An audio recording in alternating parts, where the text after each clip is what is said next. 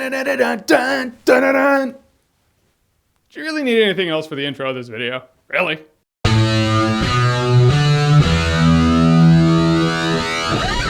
Teenage Mutant Ninja Turtles Out of the Shadows. So Teenage Mutant Ninja Turtles Out of the Shadows is the sequel to the Teenage Mutant Ninja Turtles that came out a couple years ago. And in this movie, Shredder's back, he's scheming a plan, he makes Bebop and Rocksteady. The Turtles once again have to stop him with their new friend, Casey Jones. We all saw the trailers, you know what this movie's gonna be about. Okay, so I have some praises to sing about this movie because they fixed a lot of the gripes I had in the first movie. First of all, Shredder's an actual human being, he's not a big Transformer monstrosity. They use Will Arnett in this movie a way they could use Will Arnett in this movie. I mean, he probably has a contract for 3 movies. So in that, they could have omitted him entirely, but he's probably contractually obligated to be in this movie. That said, they use him in a way that makes me not want to actually shoot myself in the face. Splinter's not a dick in this movie like he was in the first movie. He's actually a mentor and a father, and the 4 turtles actually exhibit the personalities that I know the turtles to be. And this movie has fan service for days. Now, I'm not saying fan service makes a great movie. I'm saying it's an entertaining movie because the movie committed. It's kind of like, I don't know if you guys watch Gotham on Fox. Like, I watched a few episodes of season 1. I was like, I can't get into this because this show does not know what it wants to be. Half of it wants to be a Batman show, but half of it wants to be a cop show involving Jim Gordon. So is it a cop show? Is it a Batman show? It's straddling the line in the middle, doesn't know what it wants to be. It needs to commit to a side. Season 2 committed to a side. It's like they were like, all right, we take place in Gotham City, so let's see some villain origins. Let's see some Batman shit. Right side okay, left side okay, in the middle,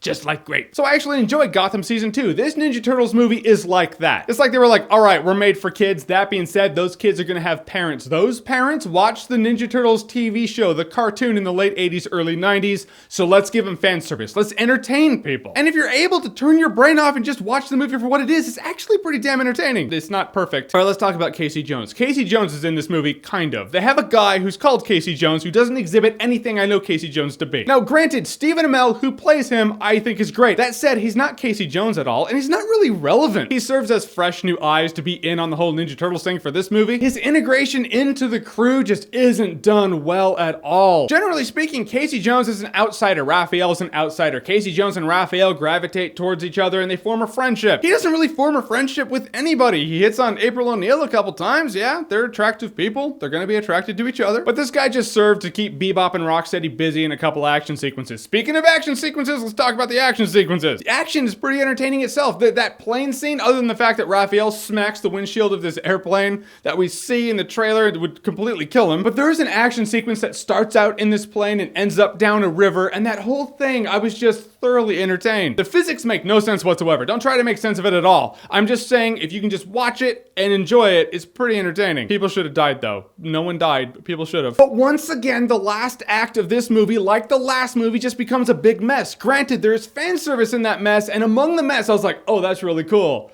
That said, yeah, this is messy as shit. What really pissed me off is in this movie, they actually make Shredder a person. They make him a character who's actually doing stuff. So you're like, all right, there's gonna be a rematch. In the last movie, the Turtles fought a big robot on a high rise. And now Shredder's gonna have a rematch. He's gonna be a human being. He's gonna fight the Turtles. But in Out of the Shadows, Shredder takes a back seat. It's not even in on the fight. The Turtles have to fight Krang. So once again, the Turtles have to fight a big robot on a high rise like the last movie. It's the same thing you saw last time. And it's the same thing going through your mind as last time. You're like, this isn't, why are we doing this? Would have been so much cooler to have Shredder take on the Turtles in a rematch. Granted, yes, Shredder could probably not take a lot of hits from the Turtles. Maybe that's the cool part. Maybe he's just so good, he just kicks their ass. Like, what? I'm so much better than you. In every Turtles arc ever, when it comes to Shredder and Krang, Shredder is always cooler. Krang should take a back seat to Shredder, not the other way around. Guys, in the end, Teenage Mutant Ninja Turtles Out of the Shadows is better than the first movie for me, for sure. And that stems because the movie knew where to hit me. Fan service doesn't make a great movie. This movie is not a great movie, but the movie is entertaining. I walked out going, I was surprisingly entertained in this Ninja Turtles movie. Because the movie doesn't try to be something it's not. Guys, you know who you are, and I'm going to rely on your power. Yes, you watching this,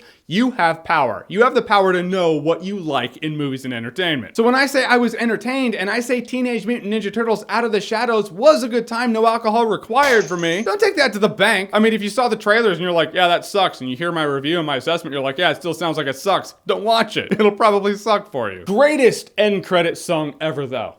Ever! I'm just saying. All right, guys, so Teenage Mutant Ninja Turtles Out of the Shadows. Have you seen it? What did you think about it? Whatever you thought, comment below, let me know. And as always, if you like what you've seen here and you want to see more, click right here to Turtle Power. What?